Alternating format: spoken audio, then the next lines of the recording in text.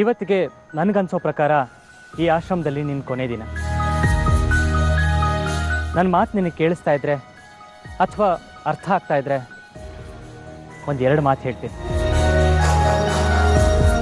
ನನಗೆ ಗೊತ್ತಿದ್ದೋ ಗೊತ್ತಿಲ್ಲದೇನೋ ಇಷ್ಟು ದಿವಸದಲ್ಲಿ ಯಾವತ್ತಾದರೂ ನಿನ್ನ ಜೊತೆ ಅಸಹನೆಯಿಂದ ನಡ್ಕೊಂಡಿದ್ರೆ ಬೇಜಾರು ಮಾಡ್ಕೋಬೇಡ. ಎಲ್ಲಿ ಹುಟ್ಟಿದವನು, ಯಾವ ತಂದೆ ತಾಯಿ ಮಗನು, ಅದೇನು ಕೆಲಸ ಇತ್ತು, ಅದೇನು ಅರ್ಜೆನ್ಸಿ ಇತ್ತು, ಎಲ್ಲ ಬಿಟ್ಟು ಇಂಜಿನ್ ಆಫ್ ಆದ ಹಾಗೆ ಇಲ್ಲಿ ಬಂದು ಮಲಗಿಬಿಟ್ಟಿದ್ಯಾ. ಸಂಜೀವಿನಿ ಹೇಳ್ತಿರ್ತಾಳೆ ನಿನ್ನ ಕಣ್ಣಲ್ಲಿ ಪ್ರೀತಿ ಕಾಣುತ್ತೆ ಅಂತ. ಅದು ನಿಜಾನೇ ಆಗಿದ್ರೆ ಅದು ಉಳಿಬೇಕು. ಅದಕ್ಕೋಸ್ಕರನಾದರೂ ನೀನು ಬೇಗ ಹುಷಾರಾಗು. ನೋಡು, ಎಂಥ ಡಾಕ್ಟ್ರೇ ಬಂದರು, ಏನೇ ಔಷಧಿ ಕೊಟ್ಟರು ರೋಗಿ ಮನಸ್ಸು ಮಾಡದಿದ್ರೆ ಎಲ್ಲ ವ್ಯರ್ಥ. ನಾಳೆ ಬೆಳಗಾಗ್ತಿದ್ದ ಹಾಗೆ ನೀನು ಇಲ್ಲಿಂದ ಹೊರಡಬೇಕು. ಅದಕ್ಕೆ ಮುಂಚೆ ಒಂದ್ಸರಿ ಗುರುಜಿ ಮುಂದೆ ನಿನ್ನ ಕರ್ಕೊಂಡು ಹೋಗಿ ಬರ್ತೀನಿ. ಎಲ್ಲ ಒಳ್ಳೇದಾಗತ್ತೆ. ಓಕೆನಾ? ಬಾ.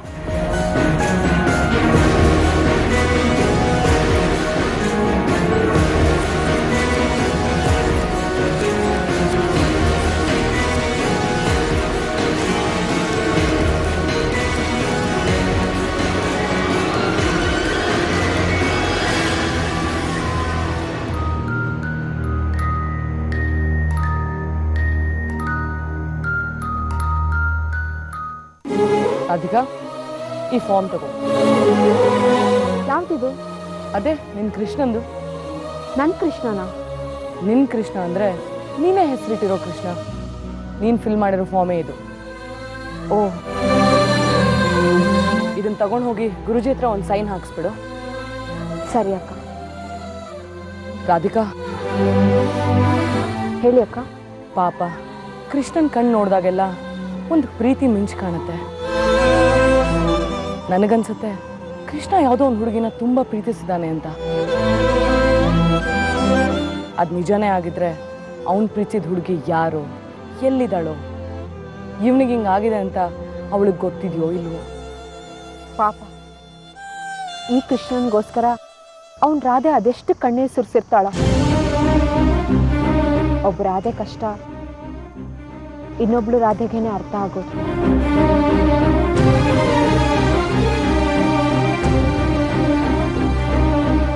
ಅವ್ರ ಮನೆಯವ್ರು ಯಾರು ಗೊತ್ತಿಲ್ವಾ? ನನಗೆ ಗೊತ್ತಿರೋ ಪ್ರಕಾರ ಕೃಷ್ಣನ್ ಮನೆ ಕಡೆಯವರು ಅಂತ ಇದುವರೆಗೂ ಯಾರೂ ಬಂದಿಲ್ಲ. ಆದರೆ ವೈದ್ಯನಾಥ್ ಹೇಳ್ತಿದ್ರು ಇಲ್ಲೇ ಸುತ್ತಮುತ್ತ ಹಳ್ಳಿನಲ್ಲಿ ಯಾರೋ ಇದ್ದಾರಂತೆ. ಯಾವಾಗಲೂ ಒಂದ್ಸತಿ ಬಂದು ಹೋಗಿದ್ರಂತೆ, ಅಷ್ಟೇ. ಕೃಷ್ಣನ್ ಕಳ್ಕೊಂಡು ಅದೆಷ್ಟೋ ರಾಧೆರು, ರಾಧೆ ಸಿಗದೆ ಅದೆಷ್ಟೋ ಕೃಷ್ಣಂದ್ರು ಒಬ್ಬಂಟಿಯಾಗಿ ಈ ಪ್ರಪಂಚದಲ್ಲಿ ಕಣ್ಣೀರು ಸುರಿಸ್ತಿರ್ತಾರೆ. ಈ ಕೃಷ್ಣನ್ಗಾದ್ರೂ ಅವ್ನ ನೆನಪೆಲ್ಲ ವಾಪಸ್ ಬಂದ್ರೆ ಅವ್ನು ರಾಧೆ ಹತ್ರ ಹೋಗ್ಬಿಡ್ತಾನೆ ಅಕ್ಕ. ಆದ್ರೆ ನನ್ನ ಕತೆ ಹೇಳಿ ನೆನಪಿದ್ರು, ಪ್ರತಿ ಕ್ಷಣ ಅವನನ್ನೇ ಸ್ಮರಣೆ ಮಾಡ್ತಾ ಇದ್ರು, ನನ್ನ ಕೂಗು ನನ್ನ ಕೃಷ್ಣನ್ನ ಮುಟ್ತಾ ಇಲ್ಲ. ಕೆಲವು ಕೃಷ್ಣರಿಗೆ ಸ್ಮರಣೆ ಅಲ್ಲ, ಎದುರಿಗೆ ನೀನು ಜಗಳ ಮಾಡಿದ್ರೂ ತಾಕೋದಿಲ್ಲ. ಸರಿ, ನೀನು ಈ ಫಾರ್ಮ್ ತಗೊಂಡು ಹೋಗಿ ಗುರುಜಿ ಹತ್ರ ಸೈನ್ ಮಾಡಿಸು.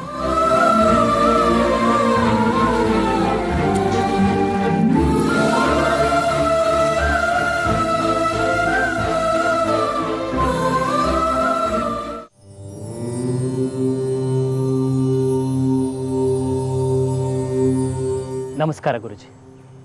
ನಮಸ್ಕಾರ ವೈದ್ಯನಾಥ್. ಇವನು ನಮ್ಮ ಪೇಷಂಟು. ಗೊತ್ತಿದೆ, ಗಮನ ಇದೆ, ನೆನಪು ಕಳ್ಕೊಂಡಿದ್ದಾನೆ.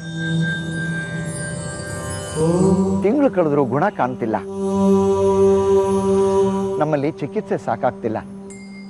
ನಾಳೆನೇ ಕೇರಳಕ್ಕೆ ವರ್ಗಾಯಿಸಬೇಕು. ಎಲ್ಲ ನಿಗಾ ಇದೆ. ಈಗ ಕರ್ಕೊಂಡು ಬಂದ ವಿಷಯ ಕಳಿಸೋದಕ್ಕೆ ಮುಂಚೆ ನಿಮ್ಮ ಆಶೀರ್ವಾದ ಸಿಗಲಿ ಅಂತ ಕರ್ಕೊಂಡು ಬಂದೆ ಗುರುಗಳೇ. ನೀವು ತಲೆ ಮುಟ್ಟಿ ಆಶೀರ್ವಾದ ಮಾಡಲಿ ಅಂತ ದೂರ ದೂರದಿಂದ ಜನ ಬರ್ತಾರೆ. ಆದರೆ ಇವನು ದೂರ ಹೋಗ್ತಾ ಇದ್ದಾನೆ. ನೀವು ಒಂದ್ಸರಿ ಇವನು ತಲೆ ಮುಟ್ಟಿ ಆಶೀರ್ವಾದ ಮಾಡಿದ್ರೆ ಬೇಗ ಗುಣ ಆಗ್ತಾನೆ ಅನ್ನೋದು ನನ್ನ ನಂಬಿಕೆ. ನನ್ನ ಆಶೀರ್ವಾದ ಯಾವಾಗಲೂ ಇದ್ದೇ ಇರುತ್ತೆ.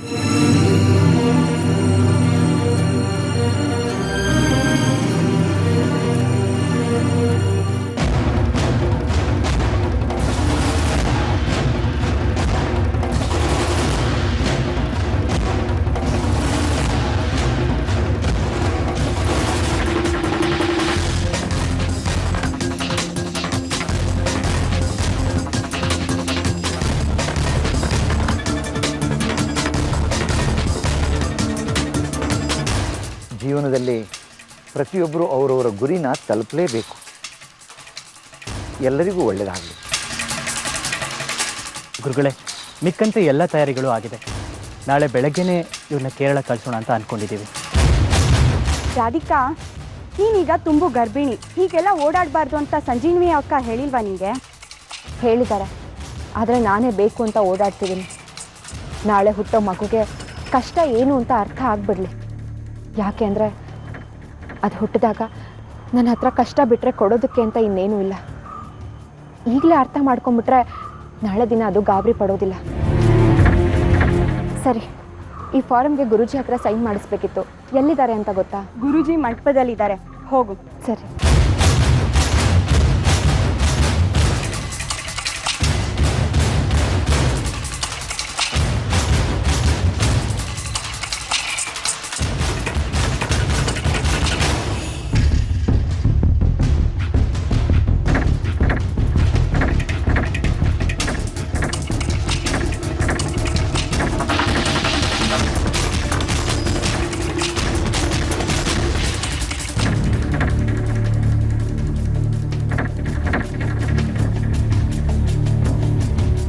ರಾಧಿಕಾ, ನಿನಗೆ ಹೇರ್ ಡ್ರೆಸ್ ಮಾಡೋಕ್ಕೆ ಬರುತ್ತಾ?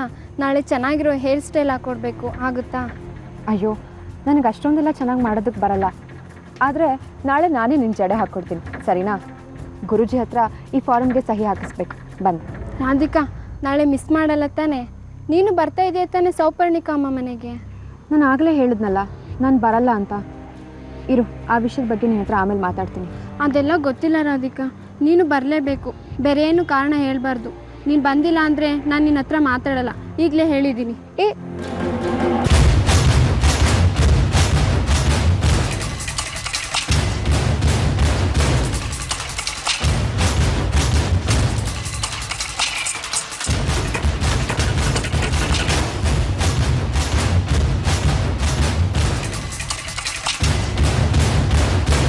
ಅದೇ ಅಕ್ಕ ತಗೊಳ್ಳಿ, ಸಂಜೀವಿನಿ ಅಕ್ಕ ಕೊಟ್ಟರು. ಈ ಲೆಟರ್ ಔಷಧಿನ ರೆಡಿ ಮಾಡ್ಬೇಕಂತೆ, ಅದು ಈಗಲೇ ಆಗಬೇಕಂತೆ. ಆಯಿತು, ಕೊಡಿ. ತುಂಬ ಅರ್ಜೆಂಟಾಗಿ ಆಗಬೇಕಂತ ಹೇಳಿದ್ದಾರೆ. ಔಷಧಿನ ಇವಾಗಲೇ ರೆಡಿ ಮಾಡಿಕೊಡಿ.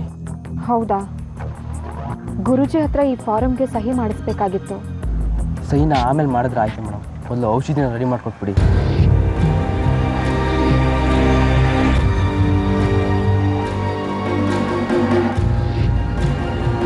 ಸರಿ.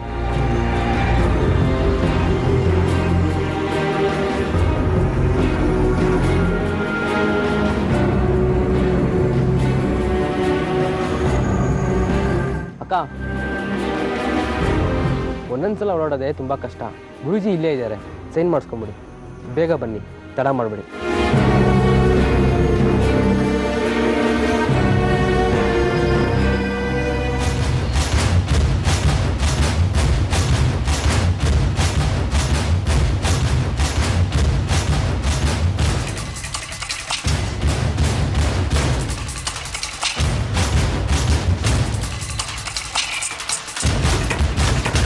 ಗುರುಗಳೇ, ಕೇರಳದಲ್ಲೆಲ್ಲ ವ್ಯವಸ್ಥೆ ಆಗಿರುತ್ತಲ್ವಾ?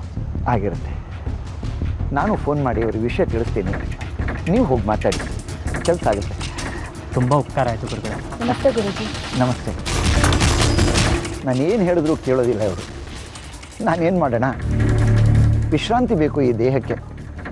ಇಷ್ಟು ಕಷ್ಟಪಟ್ಕೊಂಡು ಒಳಗಿರೋ ಜೀವನ ಒದ್ದಾಡಿಸ್ಕೊಂಡು ಕೆಲಸ ಮಾಡಬೇಕಾ? ಗುರೂಜಿ, ನಾನು ಕೆಲಸ ಮಾಡಬಾರ್ದು ಅಂತ ನೀವು ಯಾರೂ ಹೇಳೋ ಹಾಗೆ ಇಲ್ಲ. ಆ ಷರತ್ತಿನ ಮೇಲೆ ತಾನೇ ನಾನು ಈ ಆಶ್ರಮದಲ್ಲಿ ಇರೋದಕ್ಕೆ ಒಪ್ಕೊಂಡಿರೋದು. ಗುರೂಜಿ, ಇದರಲ್ಲಿ ಕೃಷ್ಣನ ವಿವರಗಳಿವೆ. ಇದಕ್ಕೆ ನಿಮ್ಮ ಸಹಿ ಬೇಕಾಗಿತ್ತು. ಕೊಡು. ಓ, ನನ್ನ ಪೆನ್ನು ಪುಸ್ತಕ ಮರ್ತುಬಿಟ್ಟೆ, ತಗೊಂಬರ್ತೀನಿ. ಇರಿ, ನಾನೇ ತರ್ತೀನಿ. ರಾಧಿಕಾ, ನಾನು ತಗೊಂಡು ಬರ್ತೀನಿ, ನೀರು. ಪರವಾಗಿಲ್ಲ, ತಂದೆ.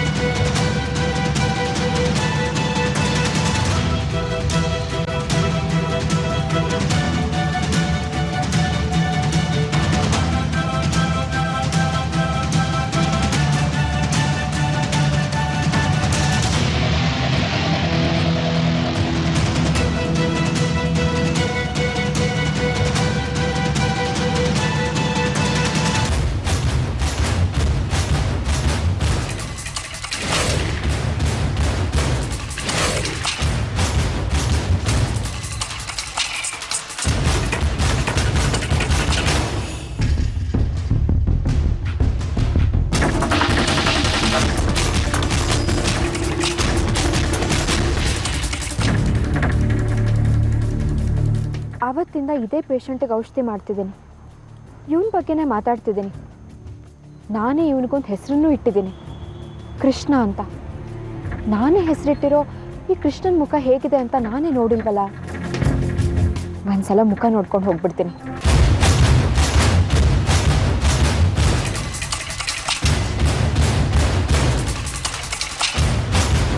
ರಾಧಿಕಾ, ಪೆನ್ ಸಿಕ್ತಮ್ಮ? ಹಾಂ ಗುರುಜಿ, ಸಿಕ್ತು. ಗಂಡಸರು ವಾರ್ಡ್ನಲ್ಲಿರೋನನ್ನ ನಾನು ಹೇಗೂ ನೋಡೋದಕ್ಕೆ ಸಾಧ್ಯನೇ ಇಲ್ಲ. ಇವತ್ತು ಬಿಟ್ಟರೆ ನಾಳೆಗೆ ಅವನನ್ನ ಕೇರಳಕ್ಕೆ ಕಳಿಸ್ಬಿಡ್ತಾರೆ. ಒಂದೇ ಒಂದ್ಸಲ ಮುಖ ನೋಡೋಣ ಅಂದರೆ ಯಾಕಿಷ್ಟು ಅಡ್ಡಿಗಳು?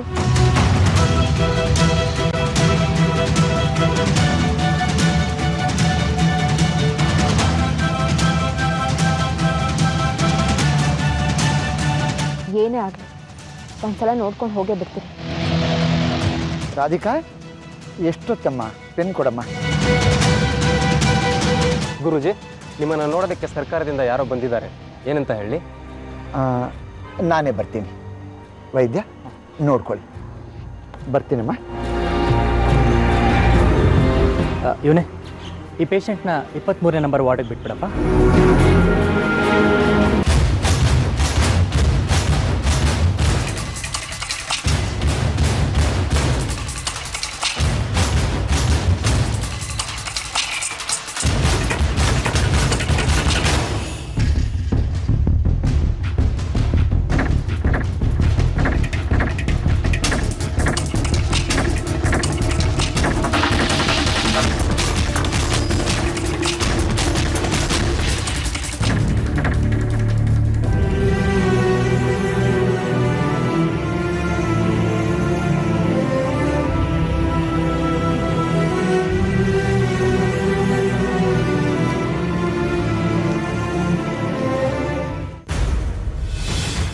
ಯಾಕೆ ಇಂಥ ಜಾಗಕ್ಕೆಲ್ಲ ಬರಕ್ಕೆ ಹೋದ್ರಿ? ಜಾಡ್ಸ್ ಓದಿರಿ, ಒದಿಸ್ಕೊಳ್ತೀನಿ. ತಪ್ಪು ಮಾಡಿದ್ರೆ ಆತ ಹಿಂಗೆಲ್ಲ ಮಾಡಬಾರ್ದು. ನಾನೇನೋ ಮಾಡಿದೆ? ತಂಬಾಕಿಟ್ಟಿದ್ಯಾ? ಗಣಿ ಹೇಳಿ ಕಳ್ಸಿದ್ರೆ ಬಂದು ನಿಮ್ಮ ಕಾಲಿಟ್ಕೊಡ್ತೀವಿ. ನಾವು ನಿಮ್ಮ ಜಾಗಕ್ಕೆ ಬರಬೇಕು. ನೀವು ನಮ್ಮಂಥ ಸಣ್ಣ ಮನುಷ್ಯರಿರೋ ಜಾಗಕ್ಕೆ ಬಂದರೆ ಮರ್ಯಾದಿನ? ಲೇ ದಡ್ಡ ಇದೆಯಾ ನೀನು? ನನಗದೆಲ್ಲ ಮನಸ್ಸಲ್ಲಿಲ್ಲ ಕಣೋ. ನೋಡೋ, ಮನುಷ್ಯನಿಗೆ ಆಗಬೇಕು, ಕಷ್ಟದಲ್ಲಿರೋರಿಗೆ ಸಹಾಯ ಮಾಡಬೇಕು. ಹಾಂ, ತಗೋ. ನಿಮ್ಮ ಅವನು ಔಷಧಿ ಆಗುತ್ತೆ, ಇಟ್ಕೋ. ತಂಬಾಕಿದ್ರೆ ಕೊಡೋ, ನಿನ್ನ ಕೈ ಹದದ ಮಜಾನೇ ಬೇರೆ.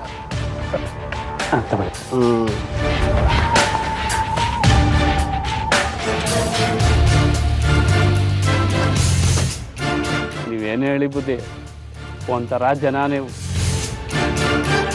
ನಿಮ್ಮ ಥರದವ್ರು ನಾನು ನೋಡೇ ಇಲ್ಲ. ನಾನು ನಿಮ್ಮಂಥವ್ರ ಹತ್ರ ಅನ್ನ ಬೇಡೋ ಕೈ ನಮ್ಮದು. ಅಂಥದ್ರಲ್ಲಿ ನನ್ನ ಕೈಯಿಂದಾನೇ ಹೊಗೆ ಸ್ವಲ್ಪ ಇಸ್ಕೊತೀರ. ಲೇ, ಚಟ ಬೇರೆ, ರುಚಿ ಬೇರೆ, ಸುಖ ಬೇರೆ. ಅದನ್ನು ಹುಡುಕೋದಕ್ಕೆ ಅಲ್ಲಲ್ಲೇ ಹೋಗ್ಬೇಕು ನಾವು. ಸುಖ ಹುಡ್ಕೋನು ಸೂಳೆಕೇರಿ ಕಡೆ,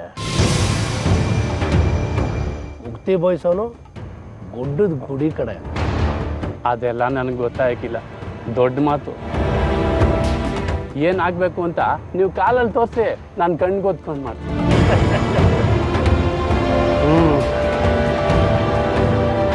ನಾಳೆ ಮನೆಯಲ್ಲಿ ಕಾರ್ಯಕ್ರಮ ಇದೆ. ಶಾಸ್ತ್ರ ಪೂಜೆ ಅಂದರೆ ಜನ ಜಾಸ್ತಿ. ಎಲ್ಲ ಸುಖವಾಗಿ ಮುಗಿಡ್ದೆ ಮಾಡಿದವನು ಭಗವಂತ. ಕಷ್ಟಕ್ಕೆ ಬಿದ್ದರೆ ಜನ ಕ್ಯಾಕರ್ ಸುಗಿತಾರೆ. ಏನಾದ್ರು ಎಡವಟ್ಟಾಗಲಿ ನಾನು ಬಂದು ಕಾಪಾಡ್ತೀನಿ. ತಣಿ, ಪ್ರಾಣ ಗೀಣ ಹೋದ್ರೆ ಪರವಾಗಿಲ್ವಾ? ಏಯ್, ದಿನಕ್ಕೆ 100 ತಲೆ ಹುಟ್ಟುತ್ತೆ, 100 ತಲೆ ಹೋಗುತ್ತೆ. ನಮಗೋಸ್ಕರ 1-2 ತಲೆ ಹೋಗ್ಲೇಳು. ಹಾಂ, ಪ್ರಾಣ ಹೋಗೋದು ಮುಖ್ಯ ಅಲ್ಲ, ಅಪಾಯ ಆಗೋದು ಮುಖ್ಯ.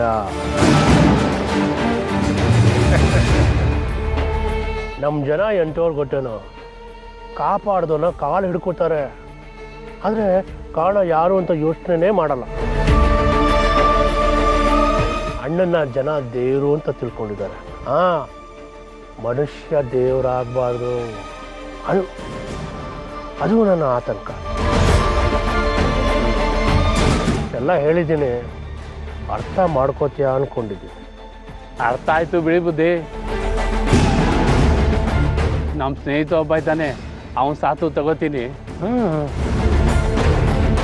ಬುದ್ಧಿ, ನಾನು ಹೆಂಡ್ತಿದ್ದು ವಾಲೆ ಅಡ ಇಟ್ಟಿದ್ದೆ, 6,000 ಇನ್ನೂ ತೀರಿಸಿಲ್ಲ. ನಾಳೆ ಬೆಳಗ್ಗೆ ಇಸ್ಕೋ, ಈಗ ಕೊಟ್ರೆ ಎಲ್ಲ ಎಂಡಕ್ಕಾಗ್ತೀಯ. ಜಾಸ್ತಿ ಹಾಕ್ಬೇಡ, ಕ್ಯಾನ್ಸರ್ ಬರುತ್ತೆ.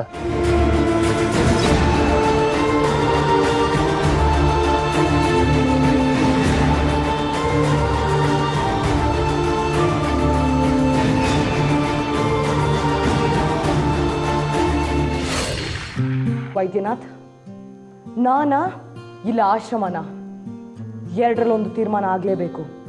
ಇವತ್ತೇ, ಈಗಲೇ, ಇಲ್ಲೇ. ಮಾತಾಡಿ ವೈದ್ಯನಾಥ್. ನನಗೂ ಮನೆ ಇದೆ, ನನಗೂ ತಾಯಿ ಇದ್ದಾಳೆ, ತಂಗಿ ಇದ್ದಾಳೆ. ನಿಮ್ಮಷ್ಟೇ ಜವಾಬ್ದಾರಿ ನನಗೂ ಇದೆ. ಇದ್ರ ಮೇಲೆ ನನ್ನ ಹೆಣ್ತನ ಇದೆ, ನಿಭಾಯಿಸ್ಬೇಕು ನಾನು. ಈ ಪ್ರಶ್ನೆ ನಿಮಗಿಲ್ಲ, ಹೌದಾ? ನೀವು ಮದುವೆ ಆಗದಿದ್ರೆ ನಿಮ್ಮ ಬದುಕು ಮಾತ್ರ ನಿಂತು ಹೋಗುತ್ತೆ. ಆದರೆ ನಾನು ಮದುವೆ ಆಗಲಿಲ್ಲ ಅಂದರೆ ನನ್ನ ತಂಗಿ ಬದುಕು ಅಲ್ಲೇ ನಿಂತು ಹೋಗುತ್ತೆ. ನನ್ನ ತಾಯಿ ಆರೋಗ್ಯ ಕೆಡುತ್ತೆ. ದಿನ ದಿನ ನನ್ನ ವಯಸ್ಸು ಮೀರ್ತಿದೆ. ಒಂದೊಂದು ದಿನ ಕಳೆದ ಹಾಗೂ ನಾನು ಮದುವೆಗೆ ಅನರ್ಹಳಾಗ್ತಾ ಇದ್ದೀನಿ. ನೋಡು ಸಂಜೀವ್ನಿ, ಮದುವೆನೇ ಎಲ್ಲದಕ್ಕೂ ಪರಿಹಾರ ಅಲ್ಲ. ಮದುವೆ ಆಗಿರೋರು ಯಾವುದೇ ಸಮಸ್ಯೆ ಇಲ್ಲದೆ ಆರಾಮಾಗಿರ್ತಾರೆ ಅಂತಲೂ ಹೇಳೋಕ್ಕಾಗಲ್ಲ. ಈಗ ರಾಧಿಕನ್ನೇ ನೋಡು, ಅವಳಿಗೆ ಮದುವೆ ಆಗಿದೆ, ಕಷ್ಟಪಡ್ತಿದ್ದಾಳೆ. ಜೊತೆಗಿಲ್ದೇ ಇದ್ರೂ ಗಂಡ ಅಂತ ಹೇಳ್ಕೊಳ್ಳೋಕೆ ಒಂದು ಹೆಸರಿದೆ. ಅವಳ ಬದುಕಿಗೊಂದು ಗುರಿ ಇದೆ. ಗುರಿಗೆ ಅರ್ಥ ಕೊಡೋಕೆ ಅವಳ ಹೊಟ್ಟೆ ಒಳಗಡೆ ಒಂದು ಜೀವ ಇದೆ. ಆದ್ರೆ ನನಗೇನಿದೆ? ಉದ್ಯೋಗ ಇದೆ, ಮಾಡೋಕೆ ಸೇವೆ ಇದೆ.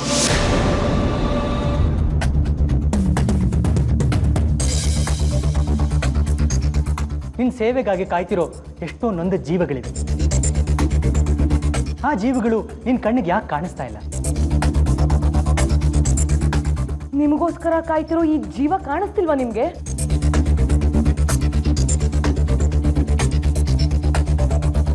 ಒಂದು ಸತ್ಯ ಹೇಳ, ನನ್ನ ಪರಿಸ್ಥಿತಿ ನಿನಗೆ ಅರ್ಥ ಆಗ್ತಾ ಇಲ್ಲ, ನಿನ್ನ ಪರಿಸ್ಥಿತಿ ನನಗೆ ಅರ್ಥ ಆಗ್ತಾ ಇಲ್ಲ. ಎಸ್ಕೇಪಿಸಮ್ ಅಂತಾರೆ, ಪಲಾಯನವಾದ ಇದು. ನಿಮ್ಮಂಥವ್ರ ಪ್ರೀತಿ ಇರಲಿ, ವೈದ್ಯನಾಗಿ ನಿಭಾಯಿಸಬೇಕಾಗಿರೋ ಕರ್ತವ್ಯನೂ ನಿಭಾಯಿಸಕ್ಕಾಗಲ್ಲ. ಪ್ರೀತಿ ಮಾಡಿರೋ ಪ್ರೇಯಸಿಯಿಂದನೇ ದೂರ ಓಡೋಗೋರು ನೀವು. ಇನ್ನು ನಿಮ್ಮನ್ನು ನಂಬ್ಕೊಂಡಿರೋ ರೋಗಿನ ನಿಜವಾಗ್ಲೂ ಕಾಪಾಡ್ತೀರಾ ವೈದ್ಯ?